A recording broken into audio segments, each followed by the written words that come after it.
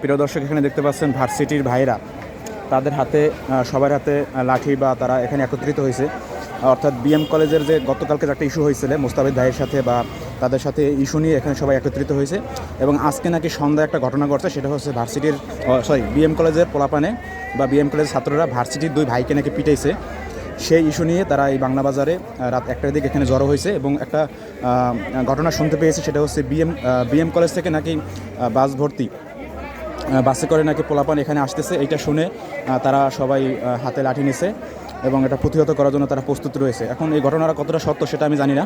যাই হোক, যে যেখানে আছেন সবাই সাবধানে থাকুন। আর বিশেষ করে এভাবে ছাত্রদের ভিতরে দ্বন্দ্ব এটা আমি চাই না, বা এভাবে সবার ভিতরে এরকম উগ্রতা তৈরি হোক এটা আমি চাই না। ভার্সিটিও বাকি, বিএমও বাকি, আমরা সবাই সাধারণ শিক্ষার্থী। আর বিশেষ করে মোস্তাফিজ ভাই যেহেতু মেডিকেলে, তো মেডিকেলের দিকটা একটু খেয়াল রাখবেন, তার কলিগ বা তার ভাই বেরাদারা তার দিকে একটু খেয়াল রাখবেন।